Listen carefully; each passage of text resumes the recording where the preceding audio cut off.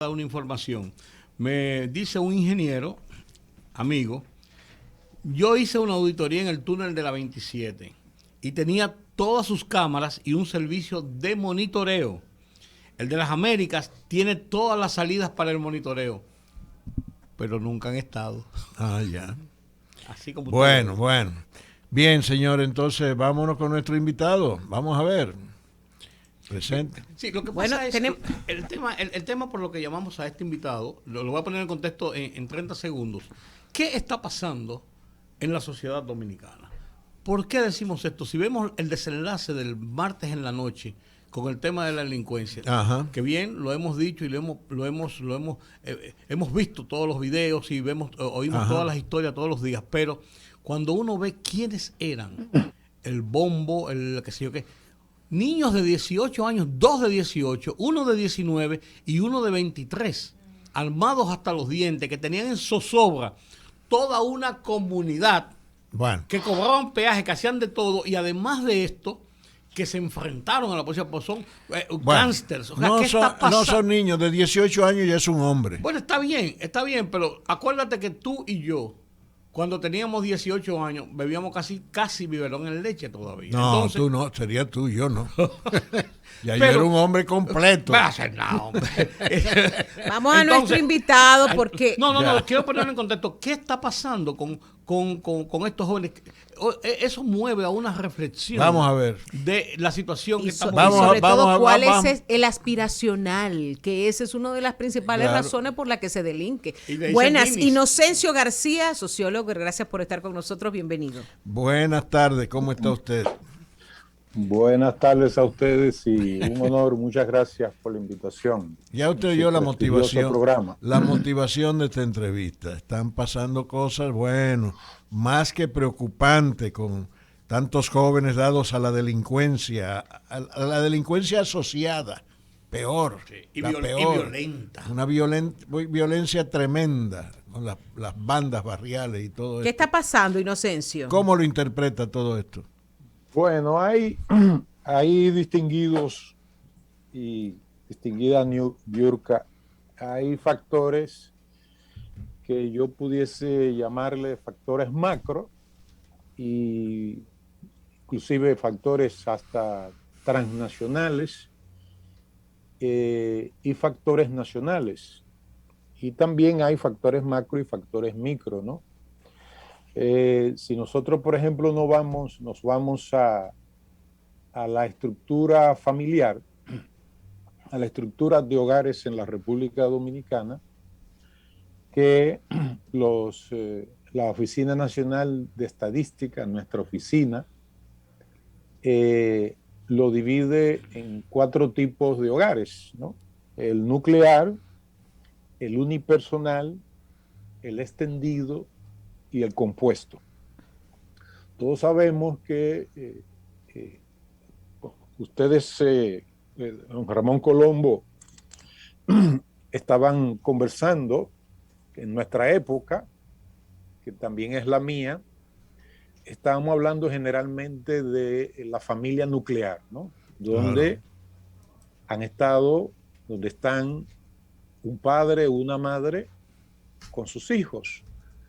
Pero en general, también esos padres, el hombre trabajaba y la señora, en la época nuestra, se quedaba en el hogar, ¿no? Así es.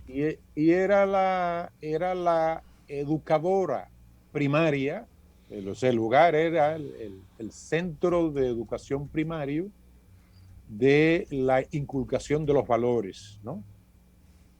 Y lo que hacía la escuela era todo el tema de la instrucción escolar, pero realmente la institución claro. formadora de valores Era la familia, la familia. era la familia en general, que era la familia nuclear. Y a este tema de delincuencia no podemos atribuirle como condición el tema de la pobreza, porque, por ejemplo, en nuestros barrios, unos más, otros menos,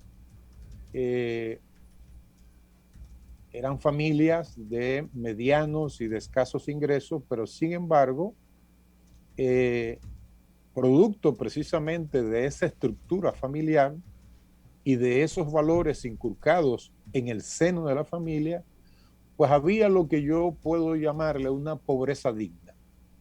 ¿Cuál, a mi modo de ver, es el grave deterioro ya de la época más contemporánea en la que estamos viviendo? Es la extrema desigualdad. Es decir, antes teníamos, tanto en la zona rural como en la zona urbana, lo que pudiésemos llamar una pobreza digna, ¿no? Es decir, las familias tenían de una u otra manera acceso a educación, aunque sea limitada, y también a alimentos, ¿no? Es decir, los padres tenían la capacidad a su nivel para subvenir a las necesidades de esa familia.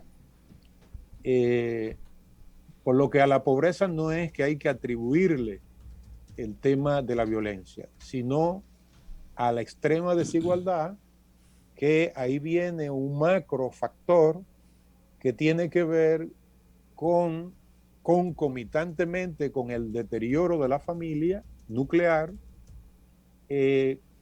también un macrofactor que cogió fuerza a partir de 1979 con Margaret Thatcher en el Reino Unido y con Ronald Reagan a partir de la década del 80, que fue llevar a los extremos el modelo neoliberal.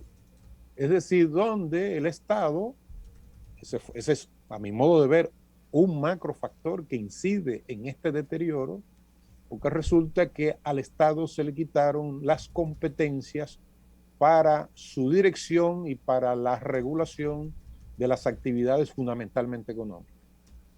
Y por ejemplo, si uno escucha a ese que fue eminente intelectual venezolano, el Turus Lalpietri, él decía que el problema en Venezuela empezó a deteriorarse cuando el Estado, por ejemplo, es decir, al principio el Estado vivía de la nación, y señala Arturo Lalpietri en una entrevista que eran familias más sanas que las familias, estoy hablando de la década del 90, donde todavía Arturo Lalpietri estaba vivo. Pero resulta que luego hubo un tránsito donde la nación está viviendo el Estado.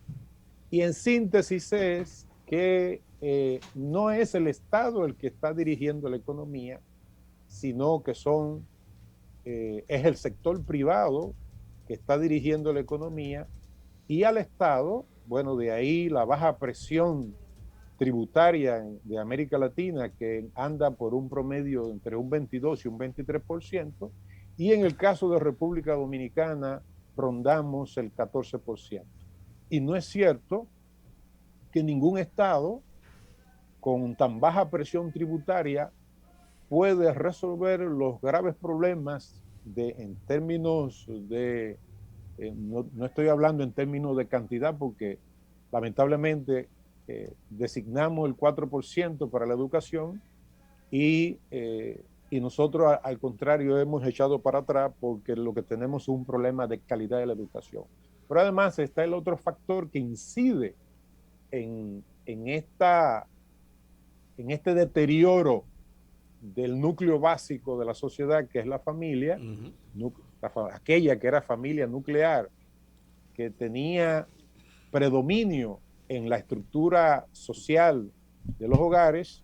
Sin embargo, si ustedes me permiten, por ejemplo, para que veamos cómo está cambiando la estructura de esa célula básica que es la familia, miren cómo está cambiando. Por ejemplo, la familia nuclear pasó en el censo del 2002 de 1.256.708 al 2010, que es el último censo que tenemos, a 1.337.346. El crecimiento relativo fue de 6.40. Pero cuando vamos, por ejemplo, al tipo de familia que es la unipersonal, esa creció en un 67.80% en el mismo periodo, Claro, es decir, claro, claro. descenso a ascenso. Ujú. Y lo mismo para el caso de la familia, de los hogares de familia extendida, que creció ambas y la compuesta, que crecieron ambas alrededor de un 34%, lo que Ya. indica que hay una transición en la sociedad dominicana de una familia que antiguamente, ¿no? En nuestros tiempos era una familia nuclear y que, repito, la madre era inclusive una alfabetizadora previa antes de llegar a, a la, A la escuela, sí. a la formalización escolar del hijo. Eso ahora no ocurre, pero Ya. además Pero, estamos hablando ya en la etapa actual ajá. que tenemos 900.000 jóvenes que lamentablemente se le llama los denominados ninis, Ajá, que pero ni estudian ni ni trabajan. trabajan. Pero hay un Estado, además, que no cumple sus responsabilidades al respecto. Tenemos un Bueno, famoso así es. Ministerio de la Juventud que yo no sé para qué sirve. Porque ni fomenta el deporte, ni fomenta el El nini, estudio, es un nini ni también. fomenta el empleo para los jóvenes. Es un nini Entonces, también. ¿cuál es la política estatal respecto a esa juventud? No la vemos, no la vemos. Entonces hay que hacer un reclamo en ese sentido también. Esta es yo estuve ya muchos años en el Ministerio de Economía, Planificación y Desarrollo. Ajá. Y pude vivir el proceso de reforma de las 14 leyes, ¿no? Bueno, ustedes saben que muchas de esas estructuras son en general sugerencias de organismos internacionales, en general. Parte de una agenda. Sí, si a mí, si ese es un criterio muy personal, yo creara un ministerio que se pudiese denominar de bienestar de la familia, donde yo tuviese una dirección de la juventud o un viceministerio de juventud, tuviese un viceministerio de la mujer y ahí yo definiría políticas de manera completa para toda la familia.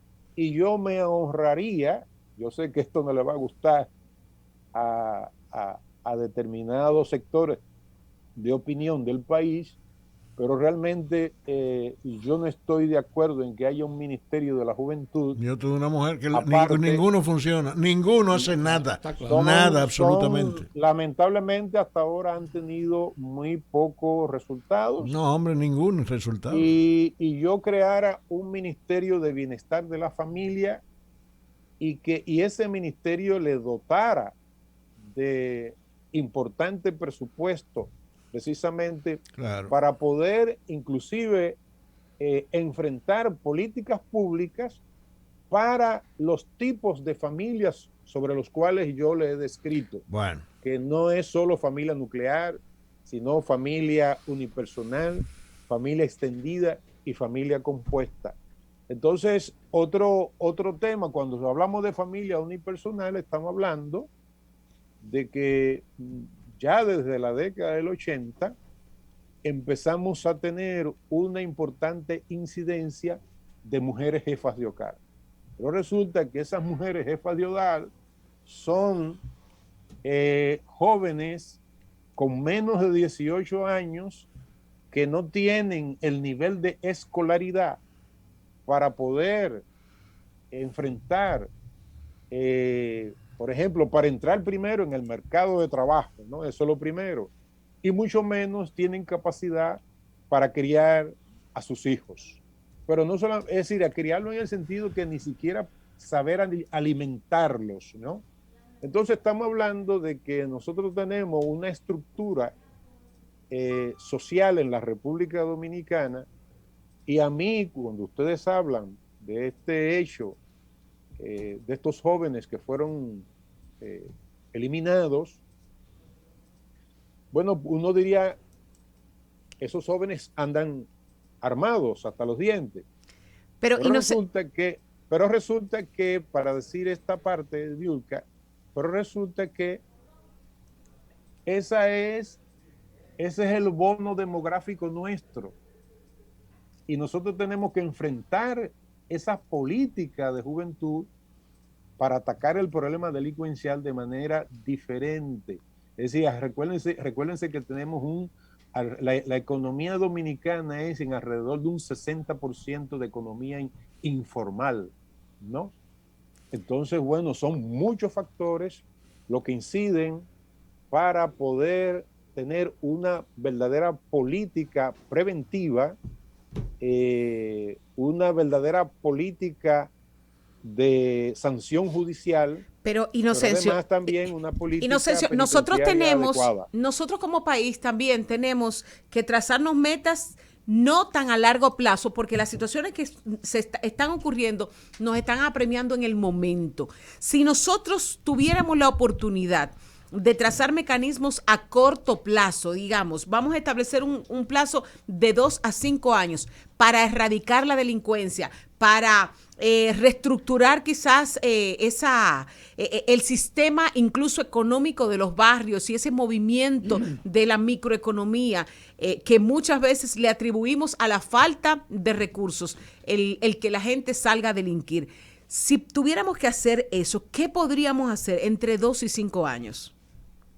Bueno, lo primero que hacen los países, y yo lo digo porque viví en el 2018 un encuentro en el Instituto Geográfico Nacional de España.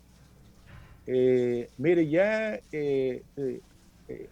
la mayoría de las sociedades son sociedades predominantemente urbanas, ¿no? Y en el caso de América Latina, el proceso de desruralización, es decir, de todo el tránsito de lo rural al urbano, se hizo en tiempos récord, lo que le costó, por ejemplo, 2 siglos a Reino Unido de Gran Bretaña, Irlanda del Norte, a la América Latina le tomó 40 años, ¿no? Y por eso precisamente los barrios marginados y las villas miserias y las favelas, como se le llama en Brasil, a los barrios marginados, donde hay una altísima delincuencia. Entonces, ¿qué se requiere? Se requiere que haya ordenamiento territorial, pero además se requiere, a partir de ese ordenamiento territorial y uso de suelo, se requiere que nosotros tengamos una infraestructura de datos geoespaciales para poder tener control a través de tecnología en el territorio. ¿Con qué ustedes creen que lo está resolviendo el presidente Bukele de El Salvador? No solamente es con militares y policías, sino inclusive con drones, con alta tecnología, ¿no? Y a pesar de los más de casi 35,000 pandilleros de las maras salvatruchas que ya han sido apresados, sin embargo, ahí no ha habido, o ha habido muy bajísimo porcentaje es decir, de intercambio de disparos. ¿Por qué? Porque se están utilizando precisamente métodos de alta tecnología para poder ubicar las bandas criminales en El Salvador. Nosotros necesitaríamos que se le dé apoyo al Instituto Geográfico Nacional José Joaquín Hungría Morel, que es la autoridad en cartografía, en geodesia y en infraestructura de datos geoespaciales. Sí, pero no es solo para el tema de preventivo y de ataque a la delincuencia. Eso es un eje transversal para todo el desarrollo nacional, inclusive para que el Estado tenga capacidad en muchísimos órdenes que tiene que ver inclusive con el tema de la inmigración que tenemos, por ejemplo, de manera ya descontrolada desde Haití hacia la República Dominicana. Es decir, esas serían, Diurka, las primeras medidas que habría que adoptar. Y nosotros tendríamos que cambiar completamente el enfoque con respecto a la juventud para que sea un enfoque preventivo y lógicamente que tiene que haber una política donde esa juventud pueda trabajar. Porque si esa juventud... Lo fundamental, no puede eso trabajar, es lo fundamental. Trabajo. Eso es lo Trabajo. fundamental. Trabajo si no para hay la juventud. trabajo, si no hay trabajo, Perdimos la bueno, mitad del pues pleito. esos jóvenes No hay nada que hacer. siempre serán pasto fácil de el microtráfico Claro. que ya se instaló desde hace muchos años Claro, en nuestros pero barrios. además la presión consumista que hay sobre los jóvenes es tremendo. Tremendo, Óyeme, solamente la tremendo. presión consumista que crean las redes sociales, solamente Exactamente, por ahí. Óigame, aquí es un, parte de los macrofactores. un joven no puede existir socialmente sin un celular y una computadora. No puede, no concibe la vida sin eso. Entonces, la Bueno, cosa es seria. Y el consumo y todo lo que eso conlleva en términos de ejercicio del consumo en sentido general. Es decir, también hay un tema de carácter cultural y es lo que don Ramón acaba de señalar, y es efectivamente, ¿cuál es el joven que se convierte en líder para las jóvenes, las jovencitas?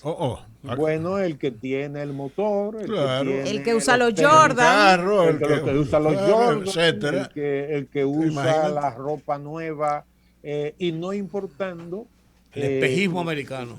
El que invita. Ese es un gravísimo En fin, entonces, problema.